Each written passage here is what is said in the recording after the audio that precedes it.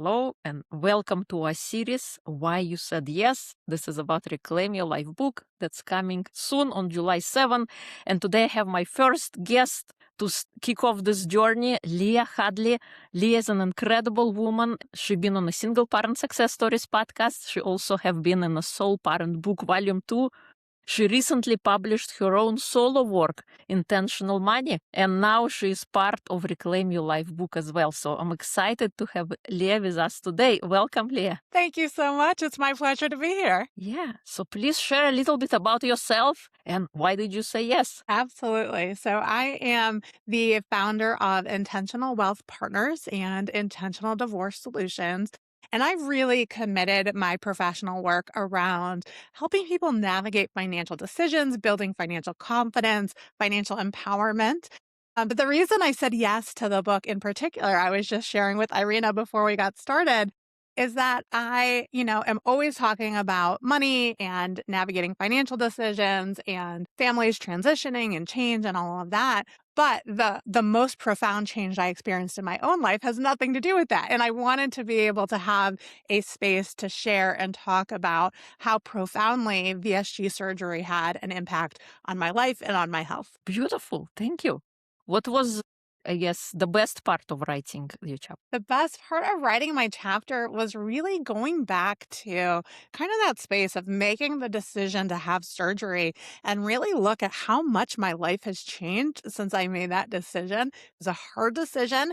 The surgery preparation was hard. The surgery recovery was hard, but how much the quality of my life has improved has just been so phenomenal. And it was really, really a proud moment to kind of take a step back and look at how far I've come. Totally amazing. And I've been seeing your journey on the socials.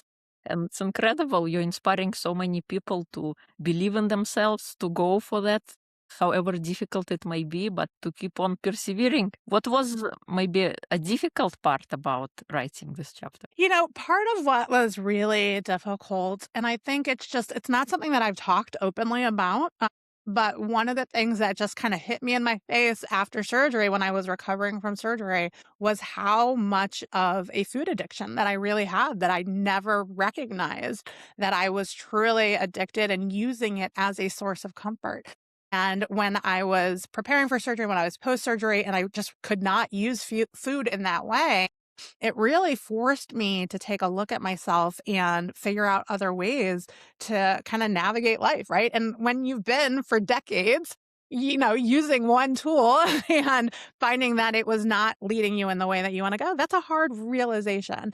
And so acknowledging it, writing about it, it's not something I've talked a lot about.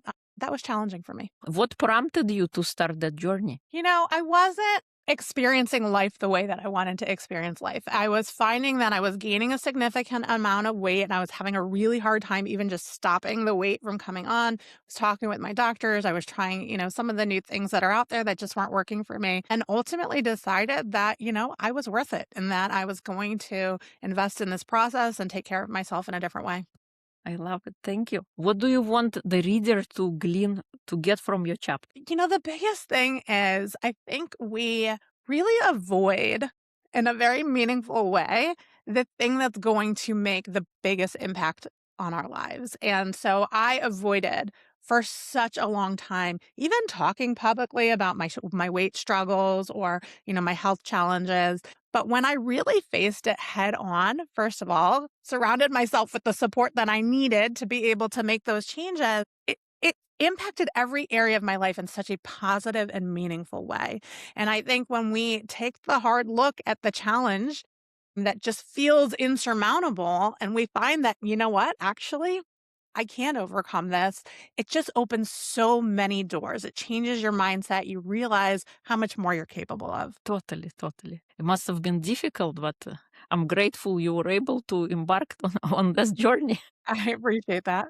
Oftentimes, yeah, we don't want to face the challenges, so we want to hide away from them. But Right. bringing them out in the open, talking about them, and then taking action and surrounding yourself with people like who was your, I guess, person or community that helped you on this journey? My gosh, so many people help me on this journey.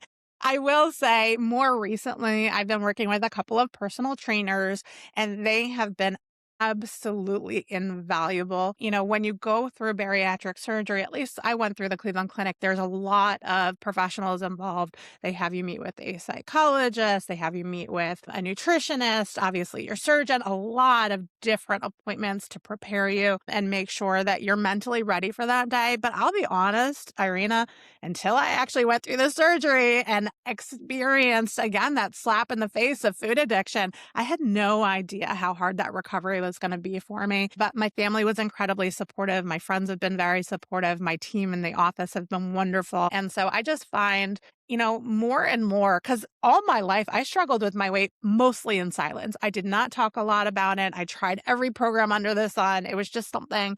And the more that I bring it to the light, the more I talk about it, the more I surround myself with people who will lift me up and support me. It's like, this doesn't have to be so hard, you know? And so acknowledging the fact that like all of these people have actually made that so much easier. And that was one of the biggest lessons that I learned in doing this is that like, it's okay to ask for help. It's okay to receive help and I'm worth it, right? So often we get this message that like, you're just supposed to be able to do it yourself. Like nutrition, you can look that up. Like you can do that yourself, right? But the reality is information was never the issue. Like, I know what to do. I know what I need to do, right? Like, that just wasn't the issue. And so having all of these people who have lifted me up in different ways has just been made all the difference in the world. Amazing. I love it. Yes. Right now we have so much information and we never short on information.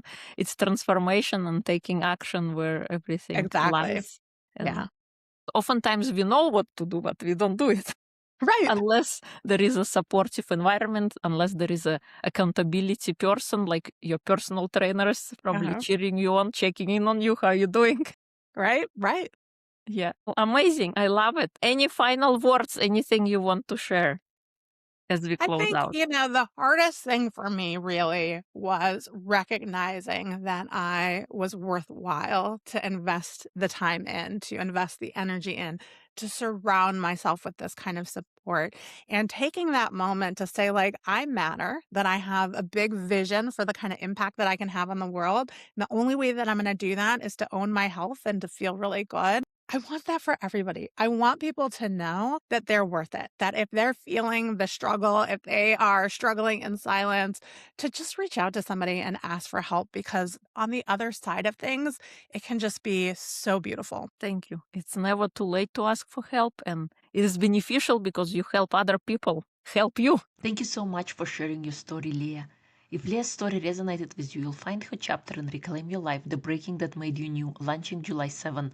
And if you'd like to hear more inspiring conversations, simply click one of the videos on your screen. Thank you so much for watching, and I'll see you in the next episode.